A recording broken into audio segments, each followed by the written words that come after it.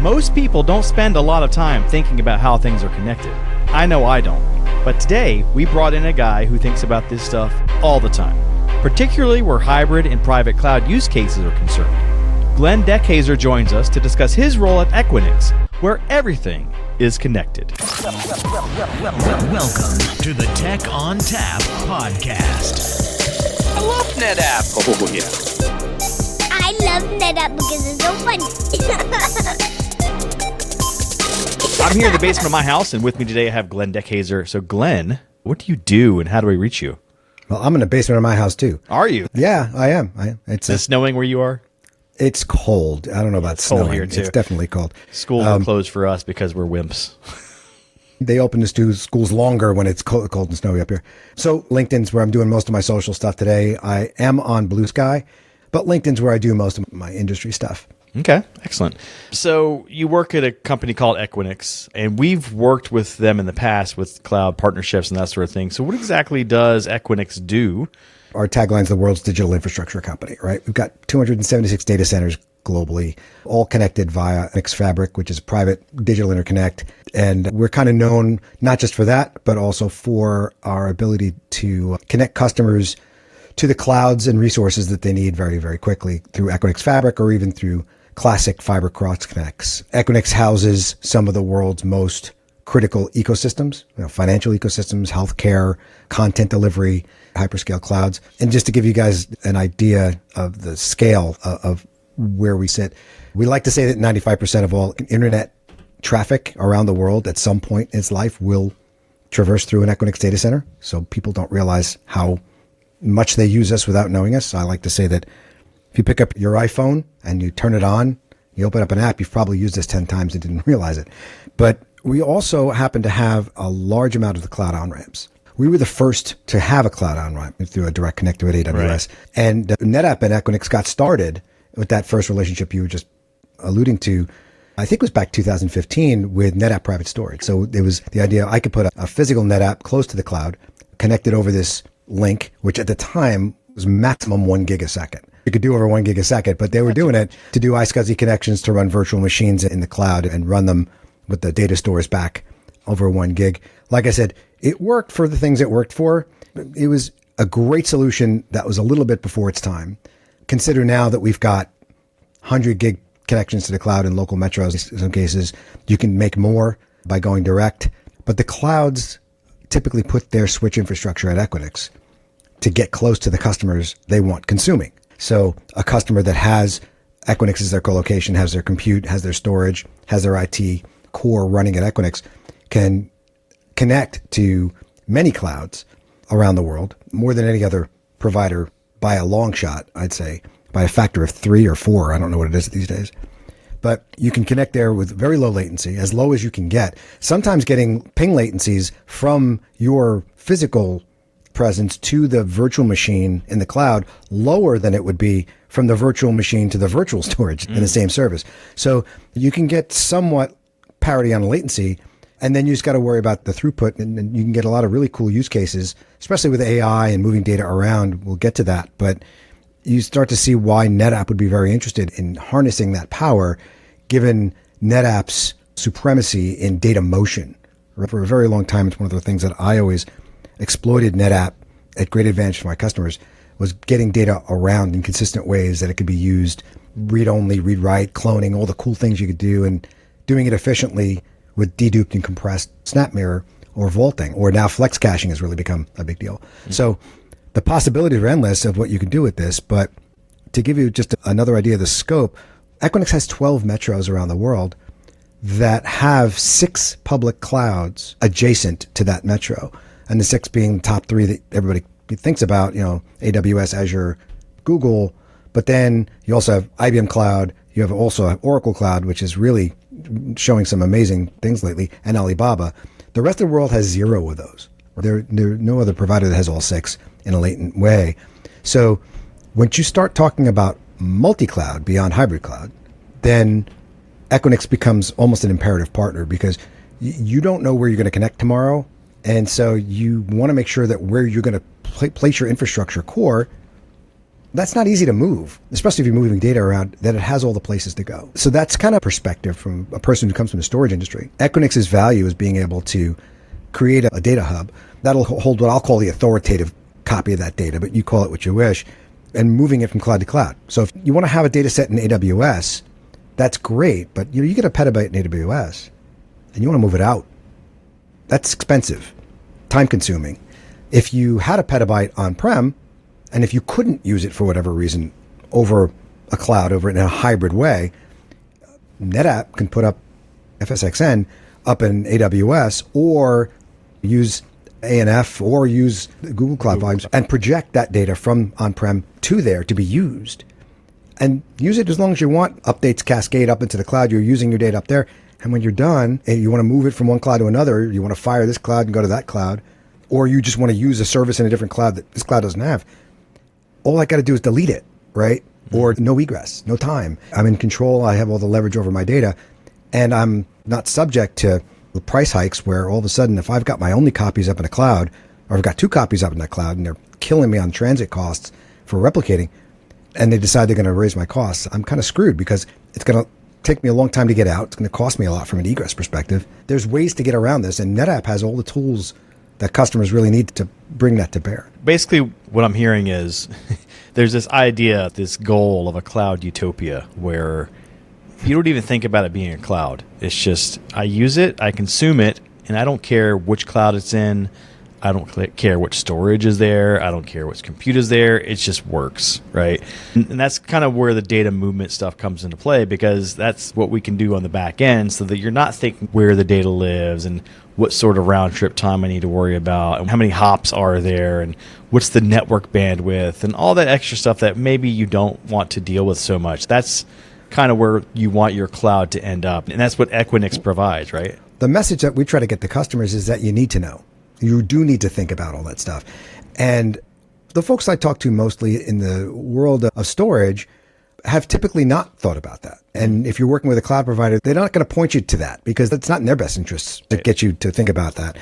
But it is very, very important that if you're talking hybrid multi-cloud or even just hybrid cloud, it's extremely important to understand the concepts underpinning how data is getting from the network interface of your on-prem to the physical and virtual network interface of the cloud version of ONTAP. Pick your flavor. And that really kind of alludes to how I got to Equinix in the first place. So back when I was in the partner world, one of my last projects before I left, and you'll understand why in a minute, I was working with a large pharmaceutical company, and I was working with an HPC group, and they're doing DNA folding and all that kind of stuff. The sequencing DNA, sending that data to different places. And they wanted to take their DNA sequencers and take that data that they gather on-prem, send it up to Amazon, and use a DNA sequencing application up in the cloud, in infrastructure, in EC2, many instances of it against this storage. And they wanted to get rid of their compute on-prem. Perfectly valid use case, happens all the time now. When I was doing this project, it should have been a slam dunk. I mean, the data movement, we understood that. We understood what the data was. We understood where it was going. And it just couldn't work. It should have worked. Everything was set up. It looked like it was set up right. We were going over the connections from the customer's premise to AWS. They were using private interconnection. The HPC group wasn't the network group. We didn't have the network group involved. Probably should have.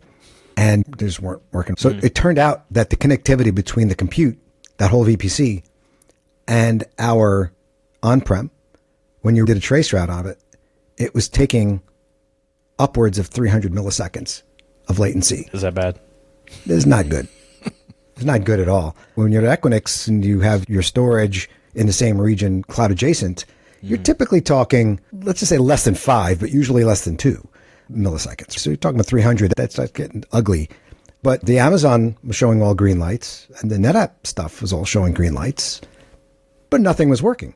The customer had no idea how their network was set up. The network group, when we finally brought them in, really didn't have much of an idea of how cloud networking worked and how it was routing even inside their own network and then getting out to Amazon. They didn't understand where they were connecting to from Amazon. And to make things worse, it was going cross-region twice in Amazon, which created an enormous cost. they got a bill that they didn't know where it was coming from or why. Because ingress is free in Amazon. So they got this inter-regional bill that was just totally unbudgeted. The customer was not very happy with this. And I realized I was missing a dimension of architecture in this. And this is like 7 years ago at this point. Talking to other folks active in the NetApp community, I realized most people didn't think about this. They said they would have run into the same problem because they just figured the customer guys has this figured out. And I will say that if you're a storage guy and you're doing anything hybrid cloud and you expect your customer to have optimized or understand even their hybrid cloud networking, you've made a big mistake. Assume they don't. And when they don't, obviously, your stuff is probably not going to work the way you think it's going to work. Your customer may get a bill, or they may not just get the performance they want. Things just aren't going to come together. You need to be able to put your customer in a position where they can succeed, not just with this project, but with the future projects, and keep them flexible. So I think the time is now for storage people to make sure they understand cloud private connectivity and things that have driven that reason to learn, especially now as the world, you'll see it more outside the US, but certainly you see it here as well, multinational corporations. Sovereignty has become a huge topic. Customers are really increasingly looking to get that data on equipment they control in locations they can access so that they can claim the sovereignty of it. I'm not saying they're looking to extricate the clouds necessarily. They are certainly looking to make sure that if they have to get out, it's easier than it has been in the past. You start to see a greater interest from some of the public clouds of interconnectivity between themselves so they can move. In some of the more on-prem solutions like Azure Local, Outpost, you see more interest in your Google DC, GDC. You start to see more interest in those tools. They've even become more amenable to allowing you to have your own storage that will connect to these things on-prem, your site. They never wanted any of that. It was either all them or go away, right? All of a sudden, they're playing a lot more nicely with customer on-prem stuff. This is all great, but from a storage guy, it's not as simple as it used to be from a connectivity perspective. It's not as easy as LAN or back-end storage networks. That was all we really used to care about. Now, that data is getting moved out to all these different hybrid clouds, and now you add the neo clouds that you're also going to be sending data to, perhaps for inference, for agentic, pre or post-training, all that stuff. So you need to understand how this private interconnectivity works. This is where Equinix lives. We are the center of that world that has the most possibilities to connect to all of these things, neo clouds, public clouds. And that's kind of how I got to Equinix. Was I realized by missing that dimension, I happened to have a meeting with Equinix at a customer the week after that experience and heard their Equinix Fabric pitch. And I'm like, I see something here. This is what I think I've been missing. Dug into it a bit and really went all out and said, please hire me. So when I said earlier about this cloud utopia and people not caring, it was more about the personas, right? So your persona of your end user is the one who shouldn't care. The persona of the storage admin or the network admin, of course, is going to have to care somewhat. In your specific scenario, your thing that you worked on, what ended up being the fix? I mean, it got fixed after I left, but they essentially came to Equinix. Honestly, they weren't working. They did eventually come to Equinix. I didn't have anything to do with that project, but I did see it. They ended up rationalizing their network and getting low latent, and it ended up getting architected the right way underneath the stuff that we had originally put in. So the stuff we sold didn't change. It was just the direct connect configuration, going out of the right region, making sure that the last mile stuff was set up correctly, their internal routing was set correctly. Stuff that we say it's the network guy. Well, that network guy's gotten a lot more important to us than they ever used to be. So better make friends with them. Stop blaming them for stuff. So what sort of best practices or tips and tricks are you recommending for networks when they're trying to interact with either private or public cloud? What are the best things that people can think about before even starting to get there? I wish there was a universal answer for that. But what we do at Equinix, when we have a customer that wants to optimize that outcome, we do a workshop with them. And it's a free workshop, but we spend a day with the customer, sometimes two, going through their use cases, going through their current configuration, where they're at. Like even that end user you were talking about before, who shouldn't have to know about the storage.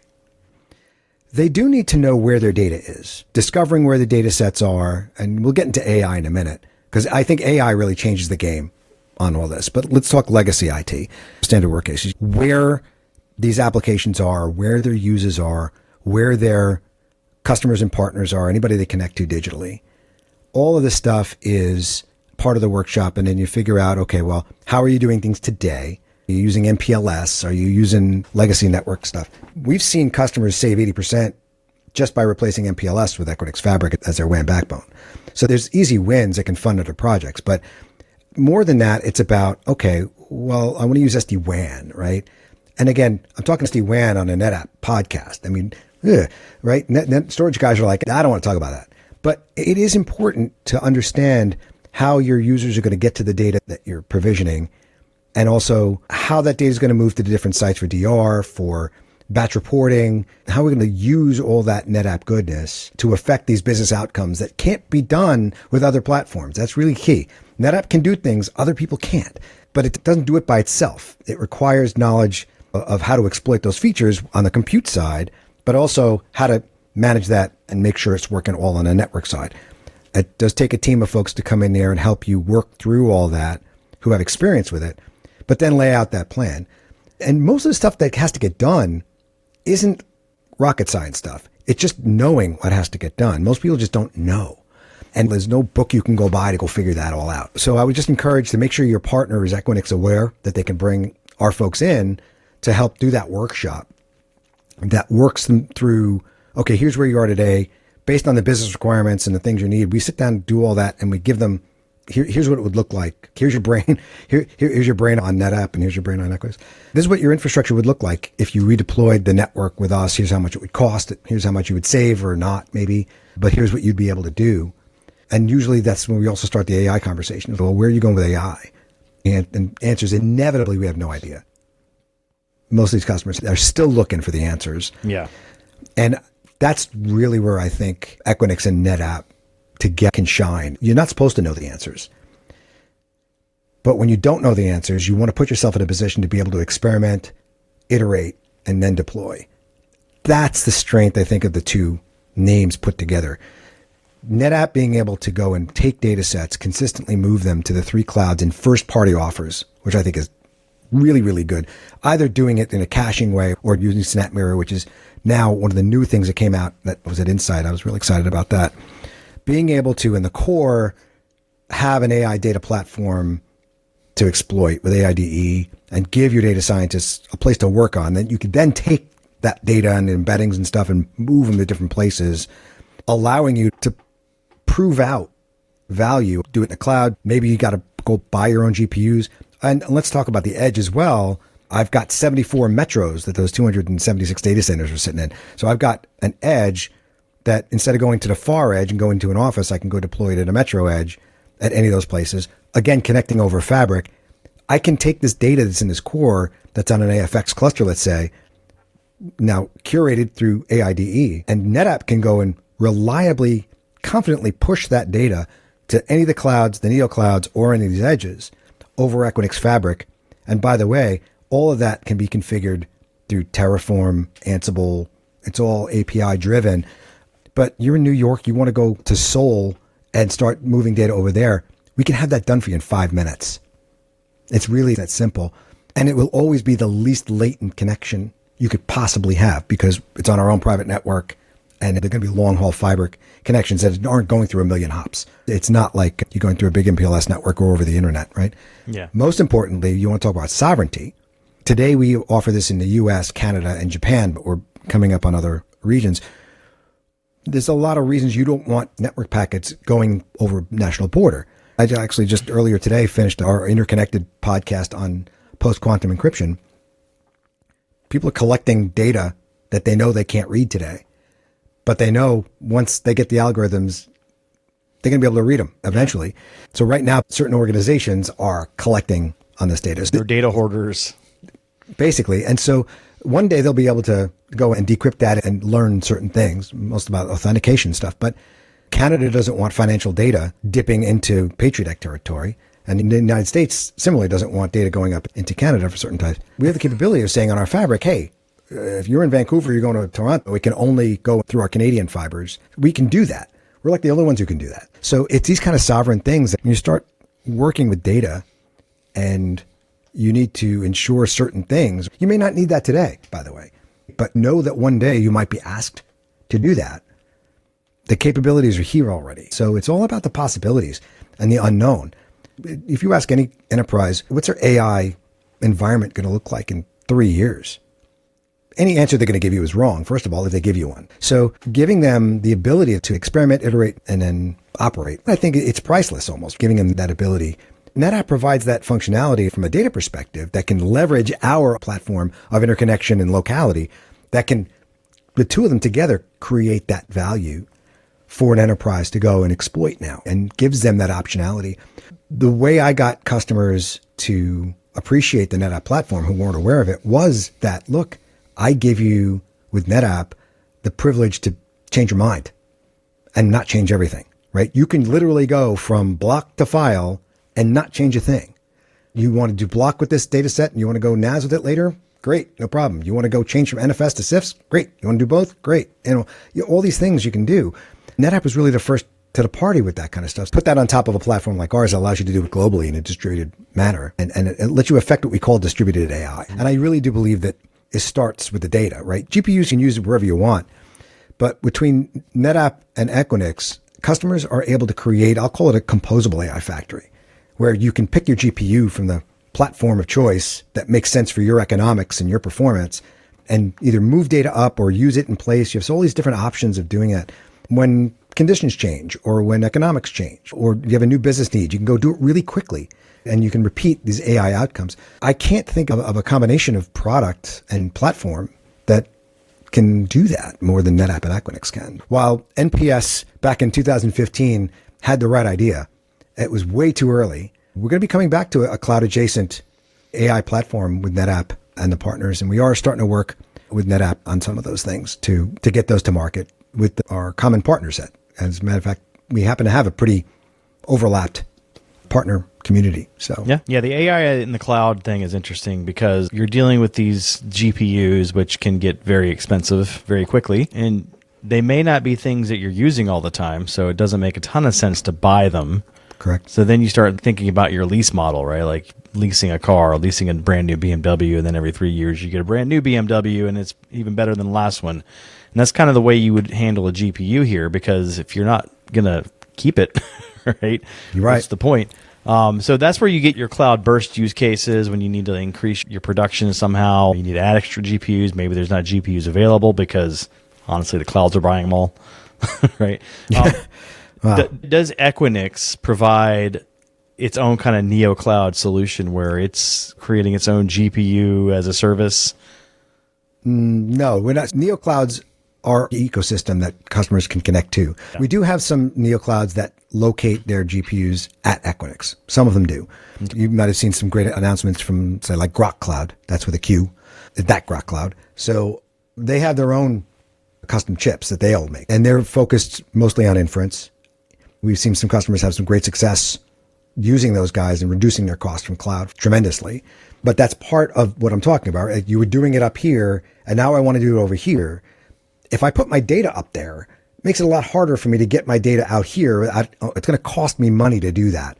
So there's a barrier to business there. I shouldn't have that barrier. If I had my core here on real storage in the middle, or even adjacent to, say, a region that had multiple neo clouds and a cloud, all of a sudden my bets are all on. I can do everything at the same time. Use cases 1 through 5 I could put in, say, Grok Cloud. Use cases 5 through 10 I can go use my hyperscaler because it makes more sense. But I don't have to choose all or nothing with these things. As enterprises get to 100 use cases, every one of those is going to probably consume a different combination of resources, especially when you start adding on the agentic layer onto all this. So how am I connecting? What am I connecting to with agentic? Well, sometimes I'm connecting to my own stuff, which might be in my legacy data centers. Okay, great. That means my GPU as a service provider has to connect to internal legacy environment, even though I didn't have that necessarily. It might have to connect to ServiceNow, Salesforce, some of my SaaS providers. And sometimes in the industry specific world, I might have in the oil and gas world, I might connect to some IoT provider or a C3 or one of those guys. I have to connect to all these things. How am I connecting to all this stuff? Well, that's what we at Equinix. You are going to have the greatest probability of success for all of your different use cases if you're working with us. We have customers that only put their networks with us and don't even have their data centers with us. They connect their data centers into us, and then from there, they can break out and do whatever they want. All are welcome, right? That's all great. So utilizing us for what we're best at, and especially with struggling with AI, we connect to some of the larger GPU as a service vendors that don't house their GPUs with us. And for good reason. You get these data centers, the 1 gigawatt data centers. Typically, those aren't going to be with us. Typically, because we're more of a retail. We're like Grand Central Station for AI or IT, right? You can have a storefront at Grand Central. It's probably going to cost you a little bit more than usual, but think of the foot traffic you're going to get. Yeah. So if you want that foot traffic and you want the people who are coming into that train, and you want to go locate yourself right next to the train terminal in Concom or whatever.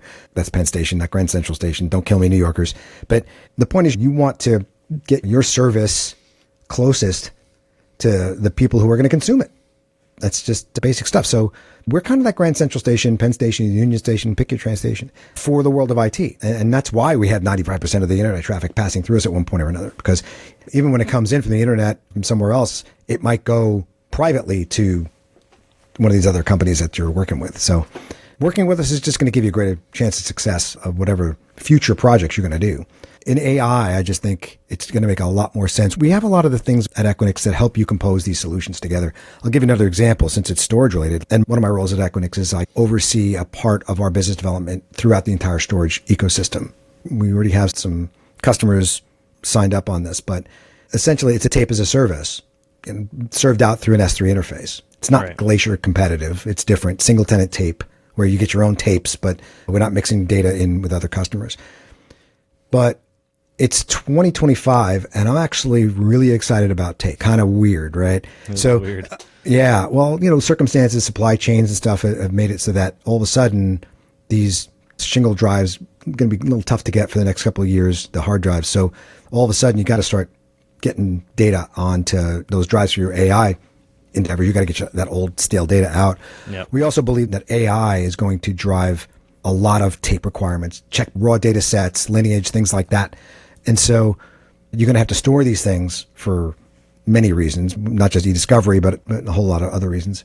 So we think there's going to be a big comeback on that. Well, NetApp works in that world, and the whole ecosystem now, you've got your AI data pipeline, which could have, let's say, AFX cluster and AID running, right? Well, I want to manage that data. Let's say I use a Commvault, or I use a Veeam or another NetApp partner to go back that stuff up and get it to tape for long-term AI archiving. I can bring it back and automate it back with my AI pipeline.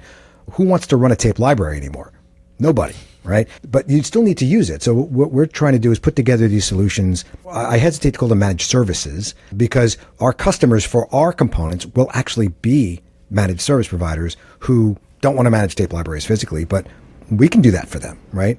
We're managing the private AI stuff. We'll manage up to as much of it that a service provider doesn't want to do. For instance, managing up to base command or mission control in an NVIDIA cluster. We'll take all that and manage all that, including if there's liquid cooling involved, which we haven't discussed at all. And Equinix's ability to bring liquid cooling into this world with the new Grace Blackwell stuff and beyond, and the crazy requirements of Vera Rubin in the future. But as we start getting to these high power stuff, Equinix is ready, but most folks don't know how to manage a liquid cooled environment.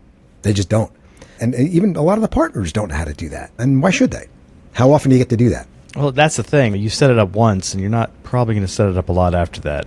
So why? Well, there is a lot of work and maintenance and operational. For sure, right? So you could either hire an entire team that specializes in that for probably 10x the cost, or hire somebody who already has the expertise, they already have the knowledge, and they do it for you. That's, I think, the draw of this type of stuff is licensing the expertise is really what it is. Yeah, from a liquid cooling perspective, I think that's one of the things that's going to drive a lot of the NeoCloud success.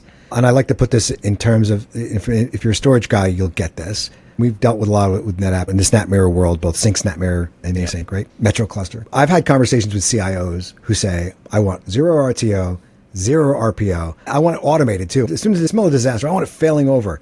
I'm like, okay, you want me to propose that solution for you? Are you sure about that? And if you want the solution, here's what we're going to do. I'm going to charge you $25,000 to make that proposal for you. If you go for the proposal, that $25,000 will be credited. If you don't, you owe me $24,000. because I guarantee you're not going to want to do this. And they never do, because the conversation always goes, they get the proposal for the 0, and they go, oh, maybe I could deal with 2 hours downtime, or maybe I could deal with 15 minutes of lost data on some of those data sets. I'm like, right? And I think the same thing with liquid, you're going to get some of the same thing with the AI and liquid cooling.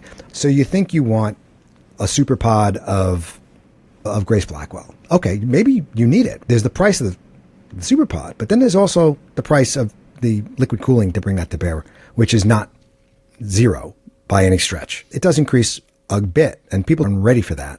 And they're also not ready for the operations of that and the ongoing cost of that. So I think some of that's going to drive NeoCloud, but I think you'll see Equinix provide solutions that will accommodate customers that do want this. And like I said, we'll have the solutions help them manage those things they don't want to manage, or the service providers, partners, to manage and take those things off their plate that they don't want to be doing. Mostly the physical stuff, the physical infrastructure stuff. And so I think that's one of the things you're going to start seeing is you're going to start seeing people who never had an appreciation for the physical side of this world that we live in start to have a little bit more appreciation for it because it matters. We never used to talk about power as much as we do today. No one ever talked about water flow like they do today. Both of those things are top of mind when you're talking about AI now, even if you're only doing inference. So these are things I never talked about before I came to Equinix. And even in the first year or two I was with Equinix, I didn't talk about it much because AI wasn't really being pushed yet. Now, all of a sudden, it's all anybody wants to talk about. It's amazing how all that's changed. And it would be a really good idea for the storage practitioner to become somewhat fluent in these conversations, because being the first step in that journey to AI puts you in a position where you're going to need to talk about this stuff and paint the picture of what this is going to look like going forward if you do things this way versus that way. It's important for that storage guy. You're in a driver's seat for the entire enterprise journey. If you don't realize it, you are. And so be ready for that conversation and make sure you're enabled on that. I would imagine that conversation is very similar to whatever a crypto miner would have to talk about, right? Because you're dealing with the same kind of sheer processing, trying to cool down this inferno of processing power with whatever you have, right? You can't really buy a misting tent for it. It's not going to work. A lot of people want the submersible stuff, right? Or the immersible. Microsoft actually did that with, I guess, some of their cloud data centers. They just basically stuck it in the ocean. Yeah, and then they pulled them up. They said, no, that was a nice experiment. Next.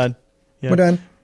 So with agentic AI, away from like the whole liquid cooling thing, but it got me thinking about data sovereignty. I would imagine there's going to be some challenges with that. And I would imagine they're going to be very similar with the challenges that we saw with IoT. So talk to me about how Equinix might address some of those challenges, if there's even challenges. Maybe I'm completely off base. Well, there's risks that need to be managed. And this is where private interconnectivity versus internet matters. Mm-hmm. Again, it comes down to where those packets fly. If you're in a regulated industry, you really don't want that stuff going over the internet. And a lot of people, when SD-WAN first came out, said, hey, I can do a private network over the internet. The problem is that once a packet leaves your firewall or router, depending on what your egress point is, you lose all determination of performance. You lose determination of path, of uptime. None of that stuff between your two sites is under your control. So some branch stuff might work that way. It depends on what your own internal SLAs might be.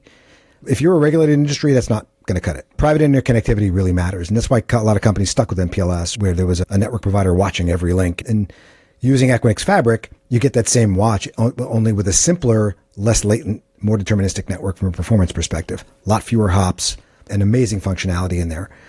So we give the customer the ability from an agentic perspective. And we're building, I should say we've already kind of built it, but it's kind of in its version 1 of an AI inference network that has agentic built into it and allows for intelligent use. I'm trying to figure out the best way to say this that I can say it. Is it basically a traffic cop, like an AI traffic cop?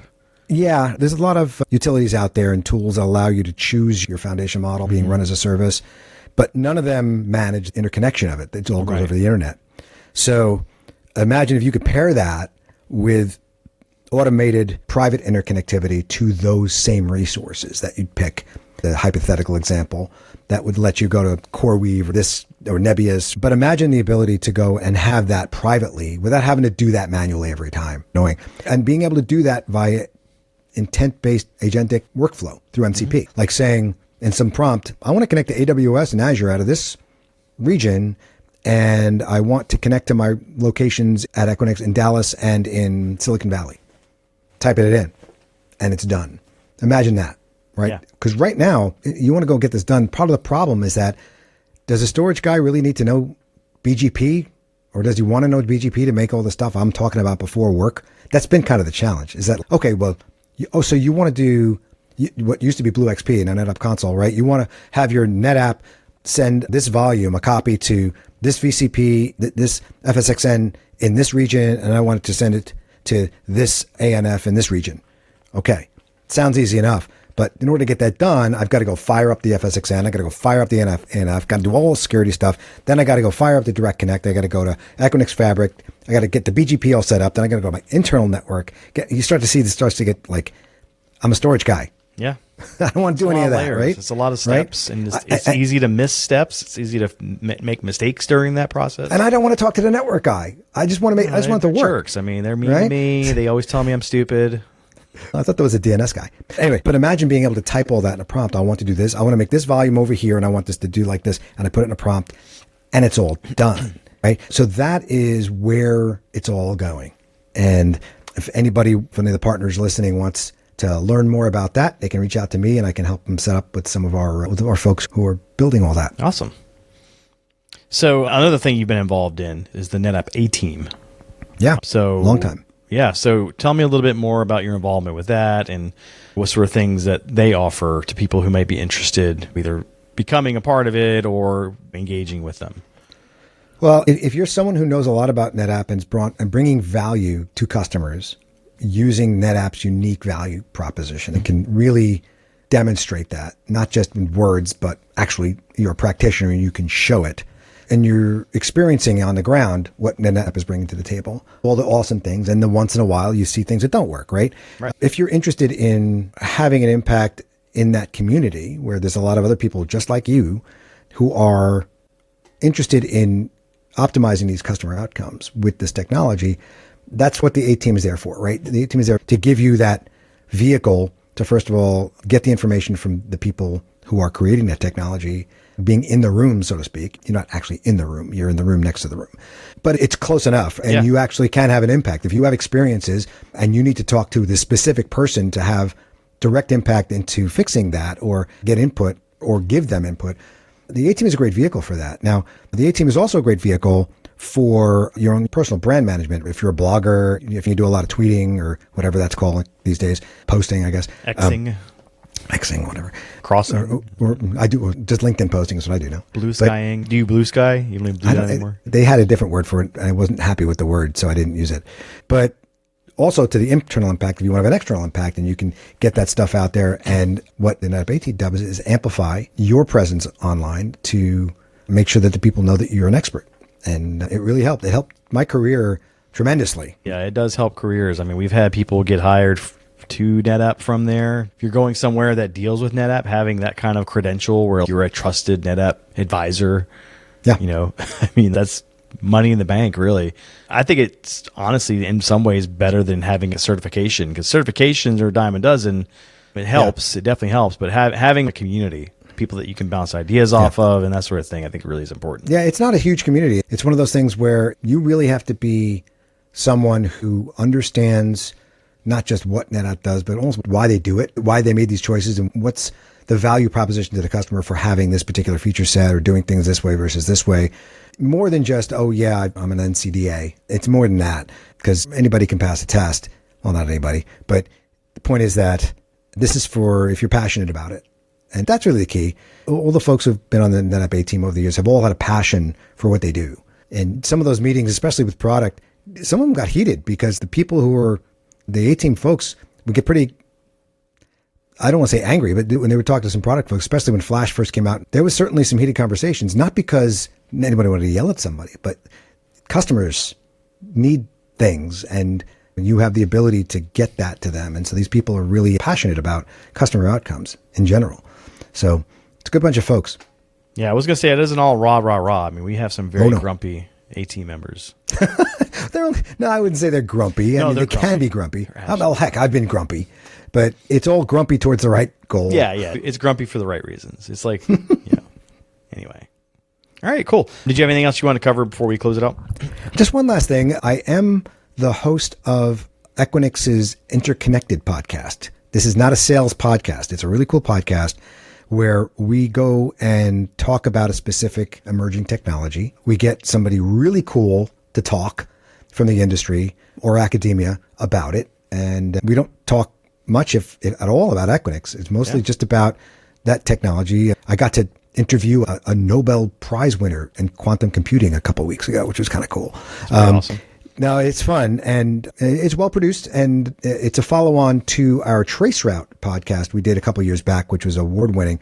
If you haven't sampled Traceroute, I encourage you to do so because it will give you a lot of background, especially if you're a storage guy. That the Traceroute podcast, which is all done already, but it's all still valid information, goes through the history of internet, cell phone, 5G, the whole thing, and infrastructure, about all those things that you probably don't know about. It was really meant to talk to the younger generation coming up. A lot of these kids never even seen a server doing coding about It's a all data center. serverless now. Everything's serverless, right? So, to give them kind of that background, say, hey, this stuff doesn't just work. There's a lot that goes into this. Every time I take somebody on a tour of a data center, they're like, whoa, I never realized it was like this. And then this one is more about the emerging technologies and their impacts. And so it's been a lot of fun to do. I'm not the only host, but I've done about 4 or 5 episodes now, and I think there's like 6 or 7.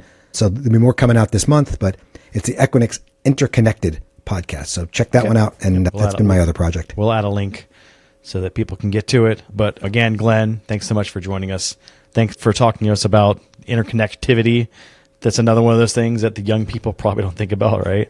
Because everything's mobile now, everything's wireless. And everyone's just in their house and playing by themselves on their computers now, right? Yeah. No interconnectivity whatsoever. Well, I mean, that's a different kind of interconnectivity. Anyway. All right. Well, yeah, again, thanks for joining us. And if you want to reach out to Glenn, he's given the contact information. We'll include it in the blog as well. But yeah, awesome. Thank you. Appreciate it. Thanks for having me, Justin. All right, that music tells me it's time to go. If you'd like to get in touch with us, send us an email to podcast@netapp.com or send us a tweet @netapp. As always, if you'd like to subscribe, find us on iTunes, Spotify, Google Play, iHeartRadio, SoundCloud, Stitcher, or via TechOnTapPodcast.com. If you like the show today, leave us a review. On behalf of the entire Tech ONTAP podcast team, I'd like to thank Glenn Dekheyser for joining us today. As always, thanks for listening. Oh, yeah.